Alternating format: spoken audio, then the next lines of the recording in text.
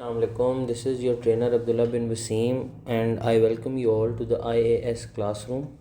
जो टॉपिक आज हम डिस्कस करने लगे हैं that is gift with reservation. ये ATX के अंदर IHT का जो हमारा पोर्शन है उसके अंदर एक बहुत अहम टॉपिक है गिफ्ट विद रिजर्वेशन, GWR इसे कहते हैं। सबसे पहले हम इसकी अकरेंस पे बात कर लेते हैं, फिर इसको एक्सप्लेन करेंगे कि ये होता क्या है। लेकिन ये कब होता है ये हम सबसे पहले डिस्कस कर लेते हैं। जब भी कोई इंडिविजुअल कोई लाइफ टाइम ट्रांसफ़र करता है जिससे legal ownership of asset transfer हो जाए, ठीक है, लेकिन जो डोनर है, जो चीज़ ट्रांसफ़र कर रहा है, जो लाइफ टाइम ट्रांसफ़र कर रहा है, उसका कुछ ना कुछ बेनिफिट रिटेन रहे, ठीक है, तो तब GWR एक्शन में आता है, ठीक है। उस तरह के ट्रांसफ़र को, उस तरह के गिफ्ट को हम GWR कहेंगे, ठीक है। तो ये लिखा भी वहीं है कि if individual makes lifetime transfer and the legal ownership of asset is transferred yet donor retains some benefits in the asset transferred, तो तब ऐसे गिफ्ट को हम कहते हैं कि ये गिफ्ट विद रिजर्वेशन है। एक स्टोरी है छोटी सी, उसके ज़रिए इसको समझाने की मज़ीद कोशिश करते हैं। मिस्टर ए एक फ़ादर है जो लीगल ओनरशिप ऑफ हाउस, घर की लीगल ओनरशिप अपने बेटे के नाम कर देता है, ट्रांसफ़र कर देता है, लेकिन अपनी डेथ तक वो उसमें रहता भी रहता है घर में। अब बेशक उसने गिफ्ट ट्रांसफ़र कर दिया अपने बेटे को, उसने घर गिफ्ट कर दिया, उसकी ओनरशिप ट्रांसफ़र कर दी, लेकिन वो रह रहा है उस घर में, उस घर के बेनिफिट्स में उसके राइट्स रिटेन्ड हैं, ठीक है। तो इस तरह के गिफ्ट को हम कहेंगे कि मिस्टर ए ने गिफ्ट विद रिजर्वेशन की है, उनका अभी भी बेनिफिट्स उनके उस घर के अंदर हैं। सबसे बड़ा बेनिफिट ये है कि वो रह रहे हैं उससे, वो यूज़ कर रहे हैं उस घर को, ठीक है।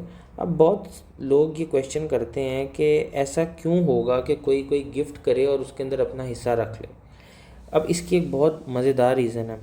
कुछ होती हैं चीज़ें जो डेप्रीशिएटिंग होती हैं इन नेचर, और कुछ चीज़ें होती हैं जो एप्रीशिएटिंग होती हैं in nature. Appreciating in nature assets वो होते हैं जिनकी वैल्यू फ्यूचर में इंक्रीज़ करती है।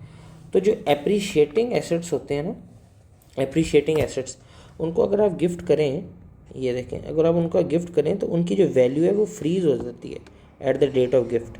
यानी कि फ्यूचर में मज़ीद इंक्रीज़ आने से आपके टैक्स देने पे कोई फ़र्क नहीं पड़ेगा, वैल्यू उसकी इंक्रीज़ हो जाएगी, लेकिन जो टैक्स डोनर पे करेगा वो उसी वैल्यू पे करेगा जिस डेट पे गिफ्ट किया था, वो वैल्यू जो गिफ्ट की थी, ठीक है। यही चीज़ मैंने यहाँ लिखी भी है कि एप्रीशिएटिंग एसेट्स का जो गिफ्ट है उसमें value frozen at the date of gift. In future if value increases tax will only be paid on the value at the time of gift. यानी कि आपने जब टैक्स देना है फ्यूचर में तो आपको ये एडवांटेज हो जाएगा कि आप उसकी करंट मार्केट वैल्यू पे टैक्स नहीं देंगे, आप उस वैल्यू पे टैक्स देंगे जो तब थी जब आपने गिफ्ट किया था।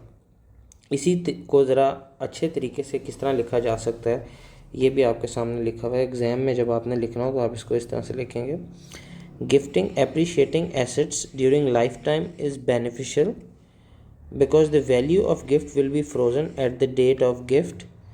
Therefore, if the value increases when the donor dies, tax will only be paid on the value at the time of gift. यही बात अभी ऊपर हमने सीखी है और इसको समराइज़ किया। अब डिस्कस कर लेते हैं कि इसका टैक्स में ट्रीटमेंट क्या है। इसका ट्रीटमेंट डिपेंड करता है इस चीज़ पे कि जो रिजर्वेशन है वो डेथ की डेट तक लिफ्ट हो गई थी या नहीं। अगर लिफ्ट नहीं हुई थी तो ट्रीटमेंट अलग है, और अगर लिफ्ट हो गई थी तो ट्रीटमेंट अलग है। पहले डिस्कस कर लेते हैं कि if reservation has been lifted before the death of donor, उस केस में क्या होगा। It would be deemed lifetime transfer on the date when reservation was lifted without annual exemption. मैं आपको समझा देता हूँ, बहुत ईजी है।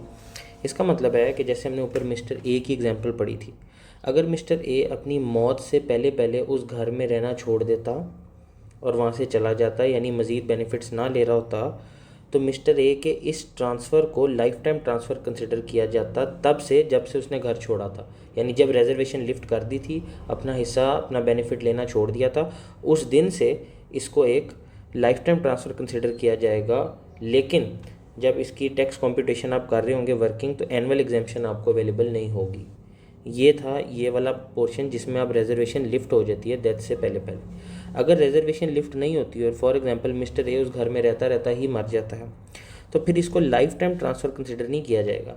फिर मिस्टर ए की जो डेथ स्टेट है उसके अंदर ये GWR यानी गिफ्ट विद रिजर्वेशन बनकर ऐड हो जाएगा।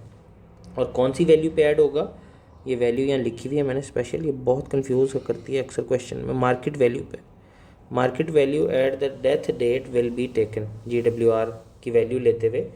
ये देखें नीचे, अगर हम परफॉर्मा डिस्कस करें ना डेथ स्टेट का, तो एसेट्स होते हैं, एसेट्स में से हम लाइबिलिटीज़ माइनस कर देते हैं तो हमारे पास फ्री स्टेट आ जाती है। फ्री स्टेट में से हम एग्जेम्प्ट लेगेसीज माइनस करते हैं। एग्जेम्प्ट लेगेसीज होती हैं कोई स्पाउस को ट्रांसफ़र किया हो, चैरिटी को किया हो या पॉलिटिकल पार्टी को। जब एग्जेम्प्ट लेगेसीज आप माइनस कर देते हैं तो फिर आपके पास नेट फ्री स्टेट आ जाती है। अब जब आपके पास नेट फ्री स्टेट आ जाती है उसके बाद अगर GWR हो तो वो जाकर यहाँ पे ऐड होता है। ये देखें, ये वो परफॉर्मा दिखाने का मकसद सिर्फ ये है कि आपको पता लगे कि GWR जाके ऐड किधर होता है। यहाँ पर GWR ऐड होता है और अपनी मार्केट उस डेट पे जो मार्केट वैल्यू होती है चीज़ की उस पर ऐड होता है, तो फिर आपके पास ग्रॉस चार्जेबल स्टेट आ जाती है।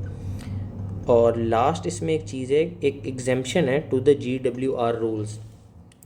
इसको पढ़े नहीं अभी, पहले मेरी बात सुन लें उसके बाद आप इसको रीड कर सकते हैं, आपको ज़्यादा अच्छी समझ आ जाएगी। वही मिस्टर ए वाली एग्जांपल को लेते हैं कि मिस्टर ए ने अपने बेटे को ट्रांसफ़र किया घर की ओनरशिप सारी, लेकिन मिस्टर ए घर में रह रहा था।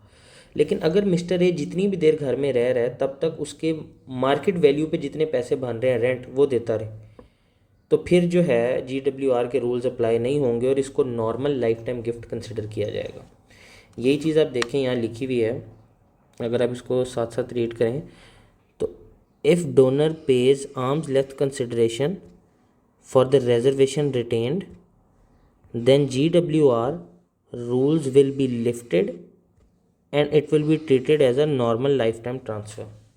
ठीक है, नीचे एग्जाम्पल भी लिखी है। If a donor gifts a house and continues to use it but pays full market rent to the donee while living in the house then it has paid for the benefit fully and this will not fall, ये देख लें, this will not fall under the GWR rules। तो ये GWR का पूरा concept था IST में। उम्मीद करता हूँ आपको वीडियो पसंद आई होगी। अगर आपको वीडियो पसंद आई है तो लाइक करें, सब्सक्राइब करें मेरे चैनल को और कमेंट करें, और फ्यूचर में ऐसी वीडियोज़ आपको मिलती रहेंगी। Thank you so much.